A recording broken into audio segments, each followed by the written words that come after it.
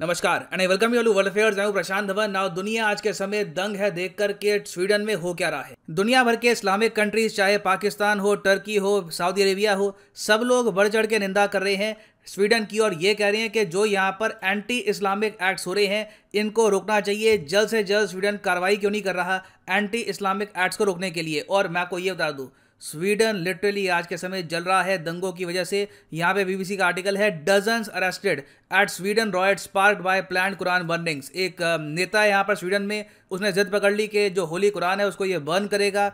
उसकी वजह से जो मुस्लिम पॉपुलेशन है स्वीडन में ये गुस्सा हो गई और उसके बाद से हम देख रहे हैं कि लगातार दंगे हो रहे हैं स्वीडन में।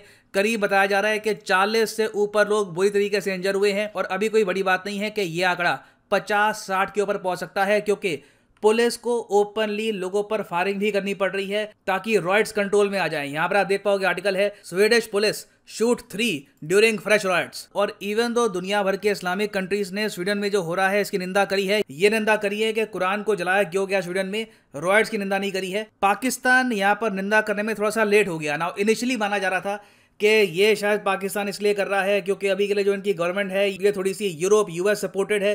कुछ लोगों ने ऑफ कोर्स पाकिस्तान में ये बोला स्टार्ट कर दिया, मगर रियल रीजन यहाँ पे थोड़ा बहुत जियोपॉलिटिक्स से रिलेटेड है। स्वीडन से बहुत सारा डिफेंस इक्विपमेंट परचेज करता है पाकिस्तान, तो इसलिए पाकिस्तान ने काफी रुक कर ठहर कर स्वीडन की आलोचना करी है इन दी एंड। अब यहाँ पर आप कहोगे स्वीडन के साथ नेदरलैंड्स भी लिखा हुआ है, तो क्या नेदरलैंड्स में भी दंगे हो रहे हैं? तो इसका आंसर है नहीं, नेदरलैंड्स में दंगे तो नहीं हुए, मगर वहां पे कुछ नेताओं ने स्वीडन के दंगे देखकर काफी एंटी इस्लामिक कमेंट्स करी है, उसकी भी आलोचना करी है यहाँ पर पाकिस्तान ने। ना स्वीडन में आज के समय हो क्या रहा है, दुनिया भर में रिलीजन को लेकर जो कॉन्फ्लिक्ट है ये क्यों बढ़ रही है, डिस्कस करेंगे। काफी कुछ यहाँ पे आपको जानने को मिलेगा, मगर आगे बढ़ने से पहले आपसे क्वेश्चन पूछूंगा।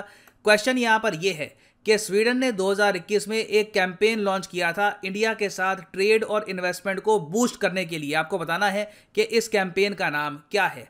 Option A India calling, option B Sweden India friends forever, option C time for India, या फिर option D none of these. इस पर बहुत आर्टिकल पब्लिश हुए थे। अगर आप इंटरनेशनल रिलेशंस प्रॉपर्ली फॉलो करते हैं तो आपको इसका आंसर पता होना चाहिए। तो अटेम्प्ट करिएगा क्वेश्चन, सही आंसर वैसे मैं आपको वीडियो के एंड में दे ही दूंगा।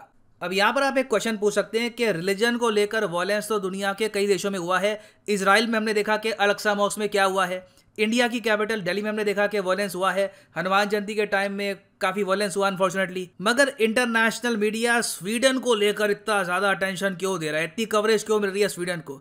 देखिए रीजन इसका ये है क्योंकि स्वीडन को माना जाता है कि ये बहुत एडवांस्ड, बहुत डेवलप्ड कंट्री है, one of the most peaceful countries in the world है। स्वीडन खुद कह चुका है कि 3 सदियों से भी ऊपर का टाइम निकल गया, मगर स्वीडन ने किसी कंट्री पे वॉर डिक्लेयर नहीं करी, ना किसी वॉर में पार्टिसिपेट किया है। और बात काफ़ी हद तक ठीक भी है। वर्ल्ड वॉर 1, वर्ल्ड वॉर 2 दोनों जगह स्वीडन न्यूट्रल रहा और किसी भी कॉन्फ्लिक्ट में ये लोग पार्टिसिपेट करते नहीं है।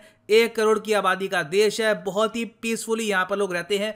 और आप अगर यूएस मीडिया की माने तो दुनिया में जो बेहतरीन कंट्रीज हैं रिलीजियस फ्रीडम के लिए, जो सारे इंडेक्सेस में टॉप करते हैं, 100 आउट ऑफ 100 मार्क्स जिनको मिलते हैं, उनमें आपको मिलेंगे नेदरलैंड्स और स्वीडन जैसे देश। यहां पर आप देख पाओगे लिस्ट है countries that have most religious freedom. Number 1 पे आपको मिलेगा नेदरलैंड्स, फिर आपको यहाँ पे नंबर 8 पे मिलेगा स्वीडन। टॉप 10 कंट्री में यहाँ पे आता है स्वीडन। उसके अलावा आपको पता होगा एक बहुत ही फेमस इंडेक्स है फ्रीडम हाउस का, ग्लोबल फ्रीडम इंडेक्स, जिसमें इंडिया को ये लोग कहते हैं कि इंडिया कंप्लीटली फ्री कंट्री है नहीं। यहाँ पे आप देखोगे अगर मैं इंडिया टाइप करूं तो यहाँ पे ये लोग कहते हैं कि इंडिया पार्टली फ्री है, कंप्लीटली फ्री नहीं है। और इंडिया को ये लोग स्कोर देते हैं 100 में से 66 फ्रीडम के नाम पर। स्वीडन का पता क्या स्कोर है? 100 में से 100। ये यूएस और यूरोप के जो इंडेक्सेस हैं वहां का स्कोर है। स्वीडन को 100 आउट ऑफ 100 मार्क्स मिल चुके हैं।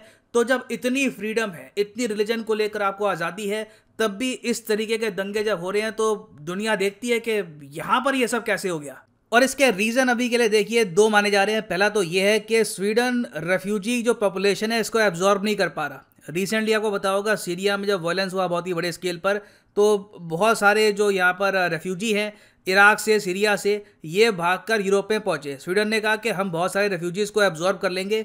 उस वजह से हमने देखा है कि स्वीडन की जो आबादी है इसमें एक मैसिव चेंज हुआ है। जहां पर स्वीडन में एक टाइम पर हुआ करते थे सिर्फ 2% मुस्लिम्स, आज के समय स्वीडन की आबादी का रफली आप कह सकते हैं 7 से लेकर 9% के आसपास है मुस्लिम फेथ का। तो क्लियरली ये लोग इंटीग्रेट कर नहीं पा रहे इस नई पॉपुलेशन को, कहीं ना कहीं कॉन्फ्लिक्ट हो रही है। स्वीडन ने रिसेंटली नए माइग्रेंट्स लेना भी बंद कर दिया, ये कहकर कि इनके देश में क्राइम बहुत सारा बढ़ गया है जब से बाहर के लोग इनके देश में आए हैं। फिर दूसरा यहाँ पर एस्पेक्ट ये है कि इसी साल 2022 में स्वीडन में होने हैं चुनाव। तो चुनाव के टाइम में भी कई पॉलिटिशियन है वो चाहते हैं कि अपनी जो बहुत ज्यादा एक्सट्रीम राइट विंग थिंकिंग है उसके दम पर ये लोग काफी सारे वोट बटोर ले। इसमें एक प्रोमिनेंट नेता है रास्मुस पालुदान। रास्मुस पालुदान आपने देखा होगा पिछले 3 साल से लगातार न्यूज में है। इनका सिंपली काम यही है, स्वीडन में जाते हैं, कहते हैं कि मैं ये होली कुरान बर्न कर दूंगा और उसके बाद पूरे स्वीडन में स्टार्ट करवा देते हैं दंगे। और इस बार भी यही हुआ है। अब आपको याद होगा ये आदमी काफी हद तक न्यूज में था 2020-19 के आसपास भी, तब भी इसने कुरान को जलाया था और उस वक्त स्वीडन ने इस आदमी को ऑल टुगेदर अपने देश से बैन कर दिया था। मगर बाद में सिंस इनके पिताजी स्वीडन के नागरिक हैं, इन्होंने उस एंगल का फायदा उठाकर स्वीडन की सिटीजनशिप हासिल कर ली और आज के समय ये कोशिश कर रहे हैं कि जो इनकी पॉलिटिकल पार्टी है त्राम कुर्स के नाम से, ये स्वीडन के इलेक्शंस में बहुत सारी सीट्स लेके आ जाए, प्राइमरली 2 इश्यूज को लेकर।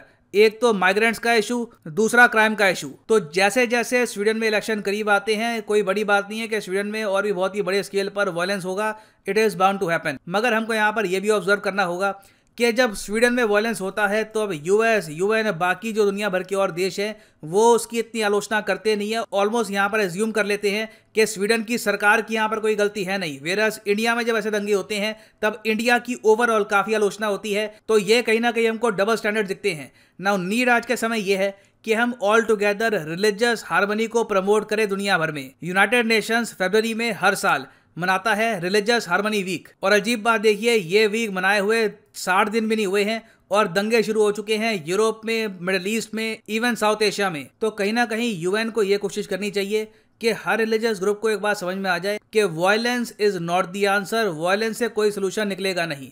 अब स्वीडन में जो हुआ है, बिल्कुल एक नेता ने कोशिश करी कि वो गलत तरीके से अटेंशन उसको मिल जाए, मगर बाद में जिन लोगों ने वायलेंस किया है, पुलिस पे अटैक किया है, उन्होंने एक्चुअली उस नेता के प्लान को सक्सेसफुल बना दिया है। वो आदमी चाहता यही था कि वायलेंस हो जाए और उसको काफी अटेंशन मिल जाए। तो कहीं ना कहीं मैं यही कहूंगा कि यूएन समेत जो इंटरनेशनल संगठन है इनको और फोकस करना चाहिए रिलीजियस हार्मनी पर, ट्रस्ट बिल्डिंग मेजर्स पे। नहीं तो कोई बड़ी बात नहीं है, इन द फ्यूचर रिलीजन को लेकर बहुत से देश में वायलेंस होगा ना। वापस आते हैं अपने एमसीयू की तरफ कि स्वीडन ने रिसेंटली लॉन्च किया था एक campaign to boost trade with India.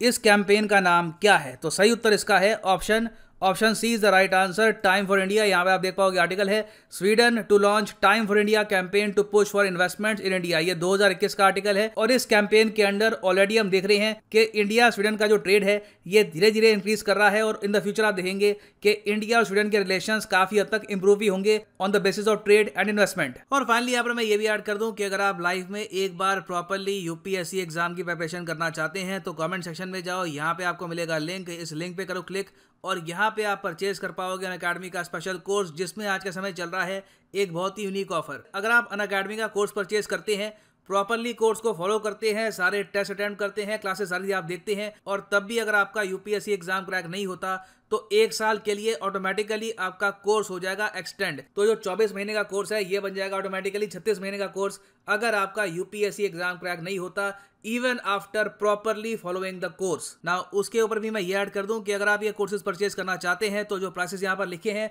You do not have to pay them, simply यहाँ पर कोड यूज करो PD10 and the prices will start following. So use the code PD10 and save money. So इसी note के साथ ये है video का अंत। Thank you for listening and as always God bless you all.